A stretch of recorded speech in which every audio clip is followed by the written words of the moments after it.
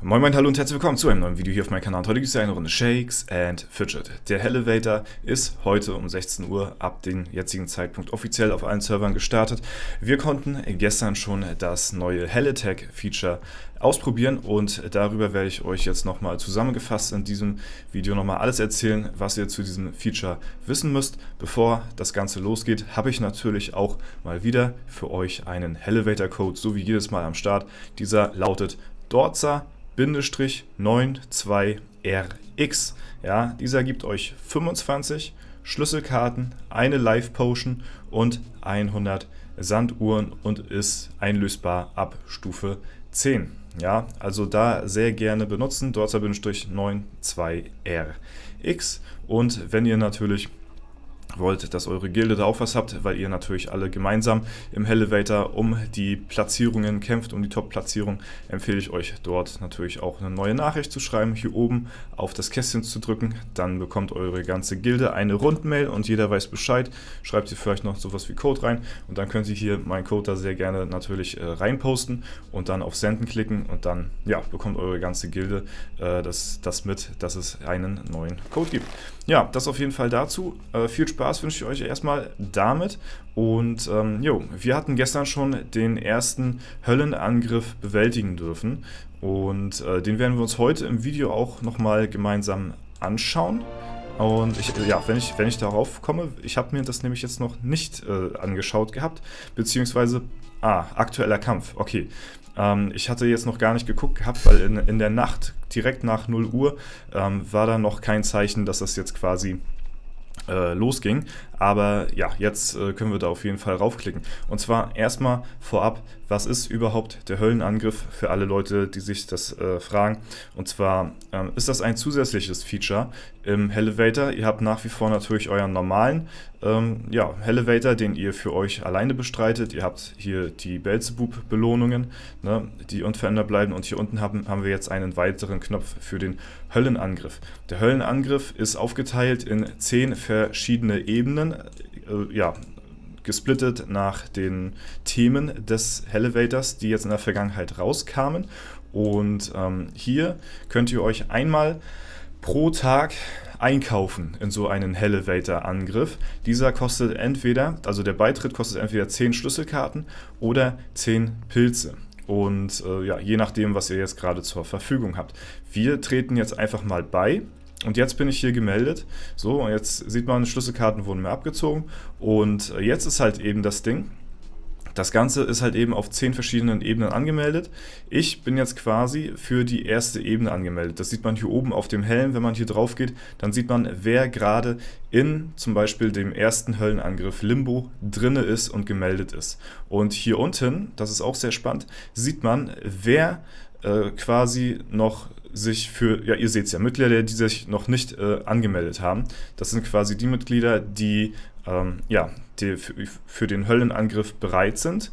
Man muss nämlich erst dafür auch bereit sein, um sich dann anmelden zu können. Also wenn ihr zum Beispiel Stufe 50 erreicht habt im Hellevator, also ihr müsst erst die eigenen Ebenen freigeschaltet haben sozusagen, damit ihr auch in den jeweiligen Höllenangriff-Ebenen freigeschaltet seid. Ne? Wenn ihr zum Beispiel bis Etage 50 pusht, dann könnt ihr zum Beispiel bei der ersten Etage mitmachen. Wenn ihr bis 100 pusht, dann könnt ihr bei der zweiten Etage mitmachen und so weiter und so fort bis zur letzten Etage, wo ihr halt den kompletten Hellevator einmal durchhaben müsst, damit ihr bei der 10. Etage hier mitmachen könnt. Und deswegen können sich nur die Leute für die jeweiligen Abteile des Höllenangriffs melden, die halt eben auch privat selbst, ne, also mit ihrem eigenen Account soweit gepusht haben. Und das ist eben der Clou da dran. Und ja, dann sieht man halt eben, wer hat sich gemeldet, wer hat den Beitritt bezahlt und wer wäre bereit, hier reinzugehen, hat es aber noch nicht getan. Ja? Und jetzt kann man halt eben auch switchen. Zum Beispiel, wenn ich jetzt hier nicht in Höllenangriff 1 sein möchte, sondern zum Beispiel in Höllenangriff 2, könnte ich hier auch beliebig ändern. Dann sieht man hier oben, jetzt bin ich hier drin, ja, und hier unten sieht man tatsächlich auch gestern, wer den Kampf gewonnen hat und wer daran teilgenommen hat. Und das werden wir uns auch gleich mal anschauen natürlich. So, dann wir können das x-beliebig ändern und der Höllenangriff, der findet aber immer erst um 0 Uhr an dem jeweiligen Tag dann halt eben statt und bis dahin hat man Zeit, sich mit seiner Gilde zu kommunizieren, in welchen Höllenangriff man reingeht. Denn jetzt kommen wir zum entscheidenden Teil und zwar die Taktik. Wie verfährt man hier am besten bei so einem Höllenangriff? Ich persönlich finde das Feature eigentlich ganz gut gelungen, weil es fördert definitiv die Gildenkommunikation, die Aktivität im Gildenchat, denn man muss sich verabreden, weil es ist absolut dumm, wenn man jetzt zum Beispiel eine Gilde hat, die jetzt, keine Ahnung, sagen wir mal, die haben alle bis Stockwerk 450 hier durchgepusht. Ne? Übrigens hatte ich gestern schon 450 erreicht, jetzt muss ich heute wieder neu pushen, um dahin zu kommen, um das freizuschalten hier. Ja, ich war hier gestern schon bei der Ebene. So, und wenn man jetzt sagt, okay, wir gehen da mit 50 Leuten rein, das kann man definitiv machen, ist möglich, ja, aber die Anzahl der Mitglieder, die bei einem Höllenangriff hier teilnehmen, also in der jeweiligen Ebene, wenn der gewonnen wird, wird der durch die Anzahl der Mitglieder geteilt, die halt eben daran teilgenommen haben. So, als Beispiel, wenn wir jetzt hier mit 50 Leuten jetzt hier in den Höllenangriff Verrat reingehen, ja, dann wird, wenn wir gewinnen sollten, die Gruppenbelohnung hier durch 50 geteilt. Das heißt, die 60 Millionen Gold werden durch 50 geteilt, das heißt 1,2 Millionen pro Nase bekommt jeder und die Höllenmarken. Deswegen ist es nicht schlau, mit der kompletten Gilde an einen Abteil reinzugehen, sondern sich das eben taktisch klug aufzuteilen und quasi den schmalen Grat zu finden zwischen, okay, wie viele Leute schaffen diese Höllenangriff-Ebene, wie viel braucht es dafür, dass wir uns so mit so wenig wie möglich Leuten so maximal gut aufstellen können. Weil erstmal geht es schon um das Gold alleine. Wenn man jetzt hier 50 durch die 60 Millionen rechnen würde, ne, dann kommen wir dabei 1,2 Millionen Gold raus. Dann wäre, wenn wir jetzt zum Beispiel hier, wenn ich hier wie in Völlerei alleine drin bin, hätte ich hier alleine schon vom Gold mehr Einkommen. Aber darum geht es gar nicht so primär. Es geht tatsächlich eher um die Höllenmarken. Denn das Gold ist gecapped ab der Stufe 7 hier, wie ihr seht, auf 60 Millionen. Danach geht nichts mehr höher. Es geht aber primär eigentlich eher so um die Höllenmarken, die man bekommt. Denn wenn ihr jetzt zum Beispiel alle 10 Ebenen abgedeckt haben solltet, dann rechnet euch das mal zusammen, wie viel Höllenmarken ihr pro Tag bekommt. Ich glaube, das sind irgendwas über 200.000 oder so, die ihr pro Tag bekommt. Und das mal 10, dann könnt ihr am Ende des Hellevators mehr als 2 Millionen Höllenmarken mehr haben, wenn ihr das Höllenangriffsfeature gut gespielt habt. Und das ist ein sehr großer Vorteil im Vergleich zu den Leuten, die das Feature vielleicht nicht so tryhard nehmen. Deswegen ist es klug, sich aufzuteilen. Und wir haben das gestern versucht auch zu machen. Ich war zum Beispiel, hier ist zum Beispiel jemand in der Ebene, Mordae, gestern hier gewonnen, der war hier alleine drin. Hier in der 5 war Seth drin, hat gewonnen, so wie es, glaube ich, aussah. Ja, genau. Dann haben wir hier, oha, okay, das habe ich nicht gesehen. Fidel war hier drin, anscheinend alleine, hat verloren. Ja, also das haben wir schon mal nicht bekommen. Dann Killerplauze und Stiefelkotzer waren hier in Ebene 7 drin und haben auch verloren. Ja, natürlich haben wir dann hier auch verloren. Ja. Wir haben natürlich noch keine Daten erhoben, sag ich mal, von den Angriffen. Das müssen wir heute erst evaluieren, wie schwer die überhaupt sind. Weil wir haben gedacht, okay, wir sind hier auf Etage 400, hier beginnt er erst 450, hier werden uns Gegner zwischen 400 so irgendwie so im Schnitt angeboten. Wir gucken uns mal den Kampf gemeinsam an. Das ist jetzt auch das erste Mal, dass ich mir jetzt den Kampf hier gemeinsam anschaue und die Gegner scheinen tatsächlich, ach du Scheiße, okay, die Gegner scheinen deutlich schwerer zu sein als die, das ist ja ein komplettes Desaster. Ach du meine Güte. Okay, also damit haben wir tatsächlich nicht gerechnet, weil wir sind davon ausgegangen, jetzt gestern, ne, dass wenn wir auf Ebene 4 oder auf der Ebene 400 uns melden, weil wir bis 400 gezockt haben gestern und 450 ich sogar gestern gewesen bin, habe mich aber dann noch hier mit eingetragen gehabt bei der Ebene, haben wir gedacht, okay, dann geben die uns 10 Gegner von der jeweiligen Ebene. Also es werden immer 10 Gegner pro Höllenangriff müssen besiegt werden. Und ihr könnt euch auch eine Schleckerei dafür organisieren. Und da empfehle ich euch natürlich ein Spinat oder so ein Bierchen, vorzugsweise natürlich ein goldenes.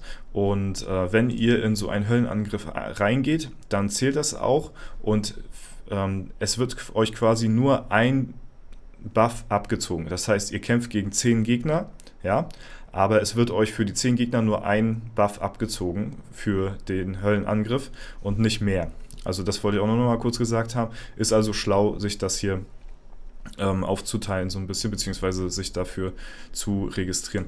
Ja, wenn wir mal hier reinschauen und mal so ein bisschen die Kämpfe durchgehen, dann haben wir ja jetzt schon die nötigen, sag ich mal, Erfahrungen gesammelt, um halt eben ja, zu gucken, was halt eben mit der Gilde möglich ist und was halt eben nicht.